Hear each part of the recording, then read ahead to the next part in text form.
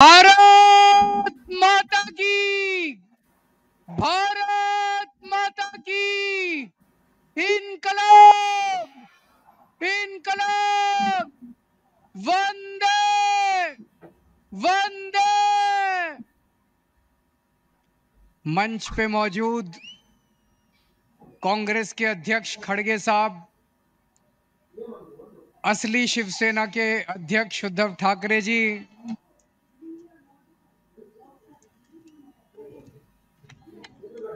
असली एनसीपी के अध्यक्ष शरद पवार जी, इंडिया गठबंधन के देश भर से आए हुए सभी सीनियर नेतागण और इतनी भारी संख्या में आए हुए मेरे सभी प्यारे बहनों, भाइयों, माताओं, बुजुर्गों, बच्चों, आप सबको मेरा नमस्कार, सबको मेरा प्रणाम।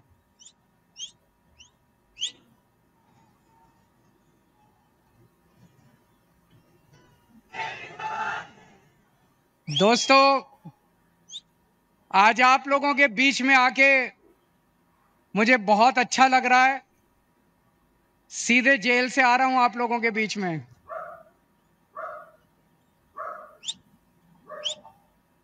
जेल का जवाब, जेल का जवाब, दिल्ली से आया हूं झोली फैला के आपसे भीख मांगने के लिए। मेरे भारत को बचा लो, मेरे देश को बचा लो।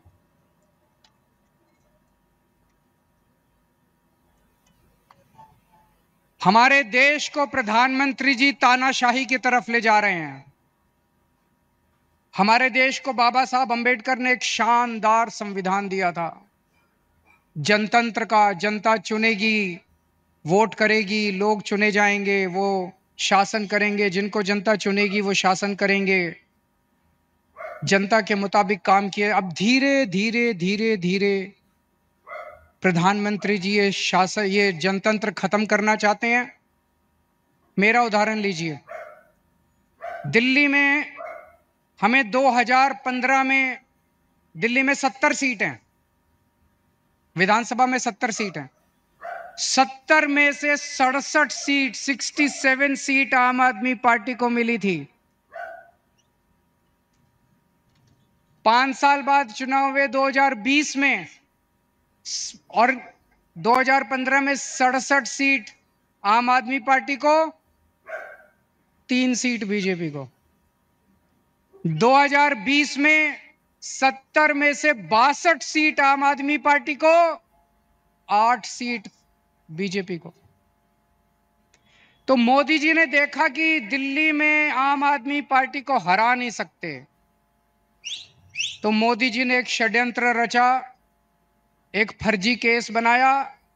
उसमें मनीष सिसोदिया को, सतिंदर जैन को, सबको उसमें गिरफ्तार किया और फिर मुझे गिरफ्तार कर लिया। अगर हरा नहीं सकते तो गिरफ्तार कर लो। उन्हें लगा कि गिरफ्तार करेंगे तो केजरीवाल को इस्तीफा देना पड़ेगा, लेकिन केजरीवाल ने तय किया सरकार जेल से चलाएंगे। मैंने इस्तीफा नहीं दिया, सरकार जेल से चलाएंगे। अगर मोदी जी जनतंत्र को जेल में कैद करेंगे तो हम जनतंत्र को जेल से चला के दिखाएंगे।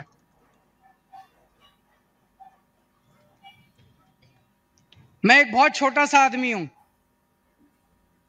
हमारी एक छोटी सी पार्टी है, 2 राज्यों में है, पंजाब में, दिल्ली में।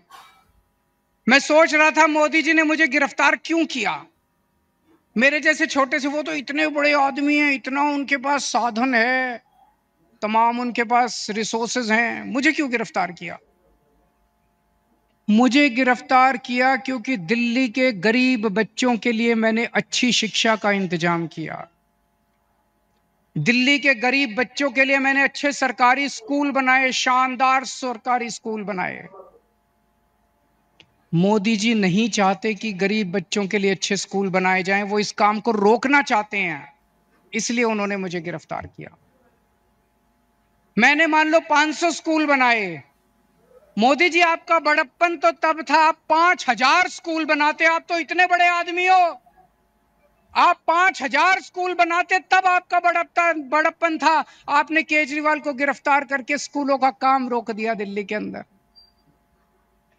मुझे गिरफ्तार इसलिए किया क्योंकि दिल्ली में मैंने इतने सारे मोहल्ला क्लिनिक, गली गली में मोहल्ला क्लिनिक, अस्पताल बनाए शानदार, सबका इलाज मुफ्त कर दिया, दवाइयां, टेस्ट, सब कुछ मुफ्त कर दिया 2.5 करोड़ दिल्ली के लोगों के लिए।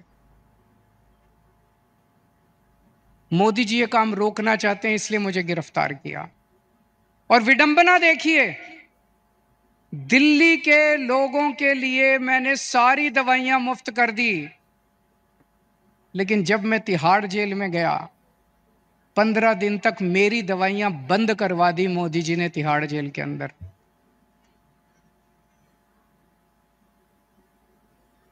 मैं शुगर का मरीज हूं 20 साल से, और 10 साल से इंजेक्शन ले रहा हूं इंसुलिन के। रोज 4 इंजेक्शन लगते हैं मेरे को इंसुलिन के, 52 यूनिट इंसुलिन लेता हूं रोज।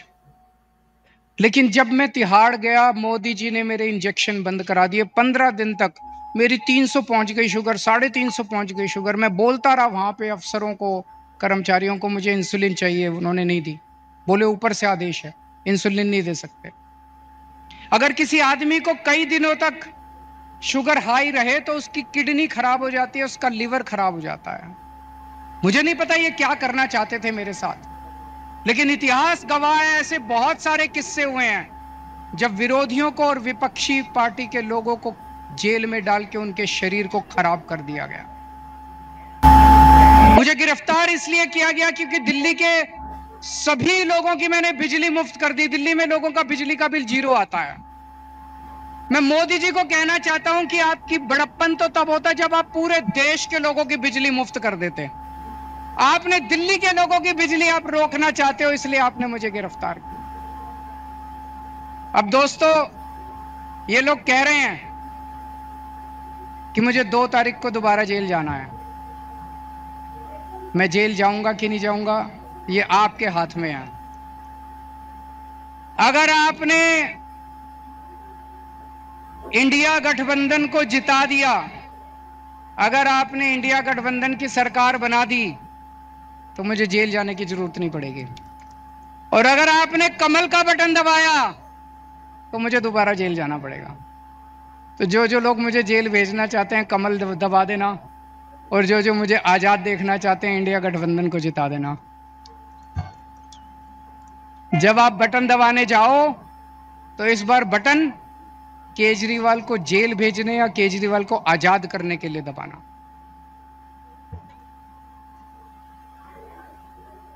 रशिया का नाम सुना है? Russia, Putin. पुतिन ने क्या किया, जितने विपक्षी नेता थे उनको सबको कैद करके जेल में डाल दिया या मरवा दिया, और फिर चुनाव करवाए। 87% वोट मिल गए, 87%। जब विपक्षी नहीं होगा, लड़ने वाले नहीं होंगे, सारे वोट आप ही को मिलेंगे। बांग्लादेश में भी अभी ऐसा हुआ, उसने सारे विपक्षी नेताओं को जेल में डाल दिया और शेख हसीना जीत गई। पाकिस्तान में भी यही हुआ, इमरान खान को जेल में डाल दिया, उसकी पार्टी छीन ली, उसका सिंबल छीन लिया, जीत गए। अब मोदी जी भी हमारे देश को पाकिस्तान और बांग्लादेश बनाना चाहते हैं। इंडिया गठबंधन भारत देश को दुनिया का नंबर 1 देश बनाना चाहता है। मोदी जी भारत को बांग्लादेश और पाकिस्तान बनाना चाहते हैं। तय आपको करना है कि आप भारत को किस तरफ ले जाना चाहते हो, बांग्लादेश और पाकिस्तान की तरफ, या दुनिया का नंबर 1 देश बनाना है।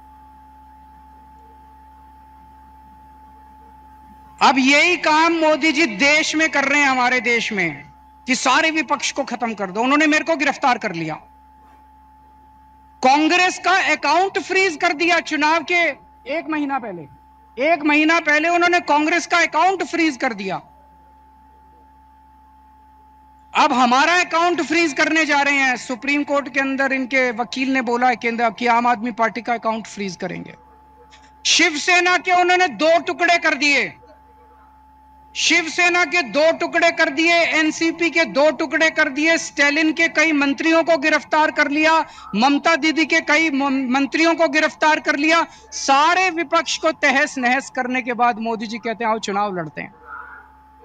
ये तो कायर लोग कहते हैं ऐसे। अरे मोदी जी दम में तो आंख में आंख डाल के छाती चौड़ी करके चुनाव की तरह लड़ो ना, सबके अकाउंट फ्रीज कर दिया, सबको जेल में डाल दिया। इस वक्त मोदी जी एक बड़े खतरनाक मिशन पे काम कर रहे हैं, बहुत खतरनाक मिशन है, आपको पता नहीं अंडरग्राउंड कुछ चल रहा है। उस मिशन का नाम है वन नेशन वन लीडर। इस देश में वो चाहते हैं मोदी जी एक ही नेता होना चाहिए। उसके लिए वो दो लेवल पे काम कर रहे हैं। एक लेवल जितने विपक्ष के नेता हैं एक एक करके सबको जेल में डाल रहे हैं, कईयों को डाल दिया, और अगर वो जीत गए, भगवान ना करे वो जीते, अगर वो जीत गए, मैं आपको चैलेंज करता हूं अगले चुनाव तक ठाकरे साहब भी जेल में होंगे, खड़गे साहब भी जेल में होंगे, राहुल गांधी भी जेल में होंगे, प्रियंका भी जेल में होगी, केजरीवाल तो है ही जेल में, शरद पवार साहब भी जेल में होंगे, ममता जी भी जेल में होंगी, स्टालिन भी जेल में होंगे, पिनराई विजयन भी जेल में होंगे। तो एक उनके लेवल पे काम कर रहे हैं, विपक्ष को सबको जेल में डाल दो, जैसे पुतिन ने, शेख हसीना ने, जैसे पाकिस्तान वालों ने जेल में डाला। और दूसरे लेवल पे उनकी अपनी बीजेपी पार्टी में जितने नेता हैं सबको पैदल कर दिया, सबकी राजनीति खत्म कर दी। देवेंद्र फडणवीस को खत्म कर दिया उन्होंने, शिवराज सिंह चौहान को खत्म कर दिया, वसुंधरा राजे को खत्म कर दिया, डॉक्टर रमन सिंह को खत्म कर दिया, खट्टर साहब को खत्म कर दिया। एक ही बचा है, कौन है? अगला किसका नंबर है? अगला किसका नंबर है? सारा देश जानता है अगला नंबर योगी आदित्यनाथ का है। अगर ये जीत गए तो 2 महीने के अंदर योगी आदित्यनाथ को उत्तर प्रदेश के सीएम पद से हटा देंगे ये लोग। बड़ा खतरनाक, एक ही नेता बचेगा और वो भी बस वही राज करना चाहते हैं। लेकिन एक और चीज है, 2014 में जब मोदी जी प्रधानमंत्री बने थे, उन्होंने एक नियम बनाया बीजेपी के लिए कि जो नेता 75 साल का हो जाएगा बीजेपी में, उसको रिटायर करना पड़ेगा, उसको अपना पद छोड़ना पड़ेगा, उसको टिकट नहीं मिलेगी, और अगर वो किसी पद पे काम कर रहा है तो उसे इस्तीफा देना पड़ेगा। उस रूल के तहत उन्होंने सबसे पहले आडवाणी जी को रिटायर किया, फिर मुरली मनोहर को रिटायर किया, फिर उन्होंने सुमित्रा महाजन को रिटायर किया, फिर उन्होंने यशवंत सिन्हा को रिटायर किया और कई लोगों को रिटायर किया। साल 17 सितंबर को मोदी जी 75 साल के हो रहे हैं।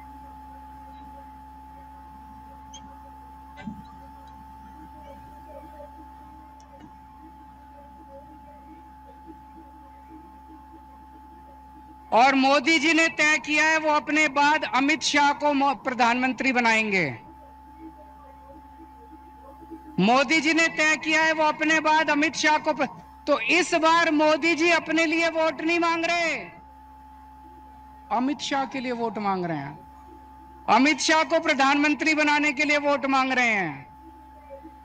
आप अपने आसपास जितने बीजेपी के सपोर्टर हैं, बीजेपी के वोटर हैं, बीजेपी के भक्त हैं, उनको बोलना अगर वो वोट डालने जाएं, ये सोच के जाएं कि वो अमित शाह के लिए वोट दे रहे हैं, मोदी जी के लिए वोट नहीं दे रहे हैं। आंख बंद कर लें और सोचें कि मोदी जी की बजाय अमित शाह प्रधानमंत्री बनने वाले। और उसमें भी जितने पिछले 2 साल से इस पे काम कर रहे हैं मोदी जी, जितने नेता थे बड़े छोटे बीजेपी के अंदर, सबको खत्म कर दिया। शिवराज सिंह चौहान को, वसुंधरा राजे को, डॉक्टर रमन सिंह, योगी आदित्यनाथ को 2 महीने में हटा देंगे ताकि रास्ता साफ हो जाए, अमित शाह बचे केवल। ये बात मैंने जेल से निकलने के अगले दिन प्रेस कॉन्फ्रेंस करके कही थी। जैसे ही मैंने कहा, सबसे पहले अमित शाह बोले नहीं नहीं मोदी जी रहेंगे हमारे 5 साल प्रधानमंत्री, मोदी जी रहेंगे। उसके बाद एक के बाद एक ही दिन में 24 घंटे में इतने नेताओं ने कहा मोदी जी रहेंगे प्रधानमंत्री, मोदी जी। मोदी जी ने नहीं कहा, मोदी जी देश के सामने कह दे कि वो रूल तो मैंने आडवाणी जी से छुटकारा पाने के लिए बनाया था, मैं तो रहूंगा। या तो मोदी जी कह दे भाई मैं तो पर अप्लाई नहीं होता, ये तो मैंने आडवाणी जी की राजनीति खत्म करने के लिए बनाया था, उनको रास्ते से हटाने। लेकिन अभी तक मोदी जी नहीं बोले, इसका मतलब मोदी जी रिटायर करेंगे और यूपी के मुख्यमंत्री को हटाया जाएगा। मैं देख रहा हूं महाराष्ट्र में इन दिनों कुछ ज्यादा ही चक्कर लगा रहे हैं मोदी जी।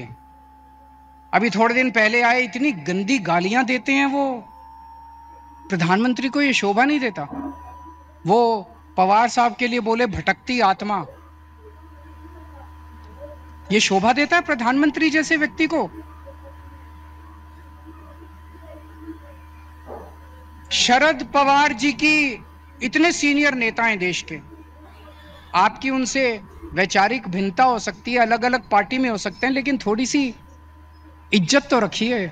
84 साल की उम्र है शरद पवार जी की, मोदी जी की 74 साल की उम्र है, 10 साल बड़े हैं उनसे, और उनको कहते हैं भटकती आत्मा। ये तो सड़क छाप बात है। वो उद्धव ठाकरे जी को कहते हैं, क्या बोले उद्धव ठाकरे जी को? नकली संतान। उद्धव ठाकरे जी को कहते हैं नकली संतान। ये कोई भाषा है प्रधानमंत्री की? इस तरह से बोलते हैं प्रधानमंत्री? ये शरद पवार की बेइज्जती नहीं है, ये उद्धव ठाकरे की बेइज्जती नहीं है, ये महाराष्ट्र के एक एक व्यक्ति की बेइज्जती है। इस बार जब वोट डालने जाओ तो ऐसा बटन दबाना कि महाराष्ट्र की इज्जत ऊंची हो और महाराष्ट्र की बेइज्जती का बदला लिया जाएगा।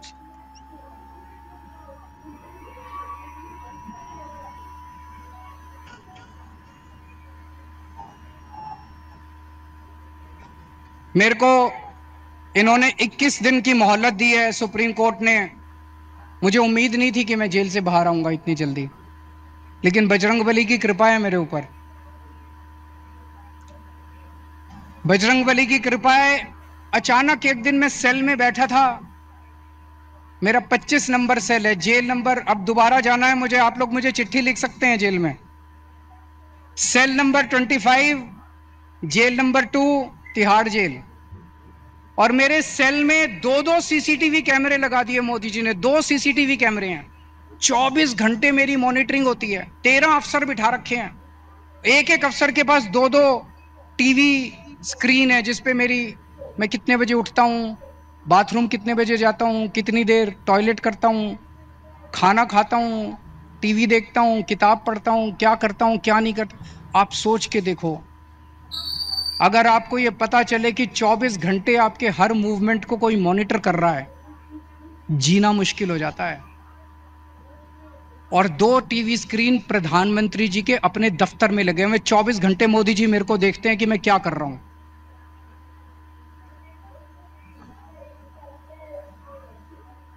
तो एक दिन मैं टीवी देख रहा था, अचानक मुझे पता चला कि सुप्रीम कोर्ट ने मेरे को बेल दे दी। मैं 21 दिन के लिए बाहर आ गया। मुझे बहुत खुशी हुई, उसी वजह से आज आप लोगों के बीच में आने का मौका मिला।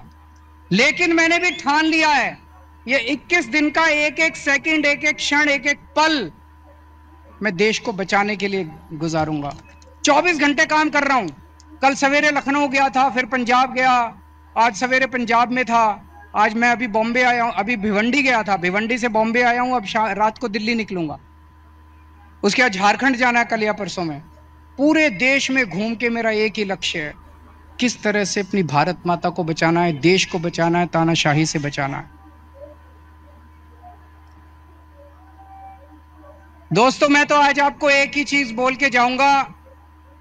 जैसा मैंने कहा, अगर इनकी सरकार आ गई तो ये ठाकरे साहब को भी, शरद पवार जी को भी, सबको जेल में डाल देंगे।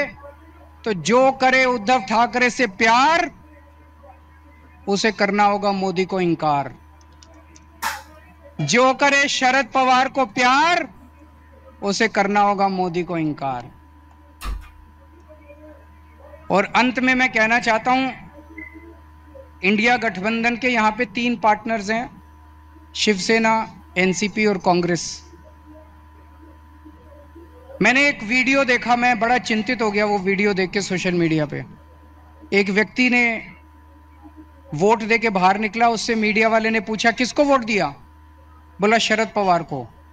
बोला कौन से निशान पे? बोला घड़ी के निशान पे। अभी बहुत कंफ्यूजन है लोगों में, इस कंफ्यूजन को दूर करना बहुत जरूरी है। लोग, मैं देख रहा हूं, बड़ी जबरदस्त तरीके से बीजेपी को नकार रहे हैं, लेकिन अगर गलत सिंबल पे वोट डल गया तो बड़ी मुश्किल हो जाएगी। आप सब लोगों की जिम्मेदारी है, जितने लोग आज यहाँ आए हैं, वापस जाके अपने अपने मोहल्ले में, अपने अपने गांव में, अपने अपने पड़ोस में बोल देना कि असली शिवसेना का सिंबल बदल गया है, असली शिवसेना का सिंबल ये है, मशाल है। ये बताना पड़ेगा सबको, बताना पड़ेगा सबको। और असली एनसीपी का सिंबल जो है वो अब घड़ी नहीं है, वो तुतारी बजाने वाला आदमी है। वो बताना पड़ेगा सबको, हम सबकी जिम्मेदारी है। पार्टी अपना काम कर रही है, लेकिन पार्टी के साथ साथ जनता की भी जिम्मेदारी है। और लास्ट में एक ही चीज कहूंगा, 4 तारीख को जब नतीजे आएंगे, मैं तब तक जेल जा चुका हूंगा, जेल से नतीजे देख रहा हूंगा। पिछली बार 48 में से 42 सीट एनडीए की आई थी, इस बार 48 में से 42 सीट इंडिया गठबंधन की आनी चाहिए। अगर 48 में से 42 सीट इंडिया गठबंधन की आई तो मुझे जेल के अंदर बड़ा सुकून मिलेगा। आप सब लोगों ने, इंडिया गठबंधन के सभी नेताओं ने, ठाकरे साहब ने, पवार साहब ने, खड़गे साहब ने आज मुझे यहाँ आमंत्रित किया, बोलने का मौका दिया, बहुत बहुत शुक्रिया। और इतने प्यार से आप सब लोगों ने सुना। आप लोग खुश रहें, स्वस्थ रहें, भगवान आपका खूब खुशियां दे। भारत माता की।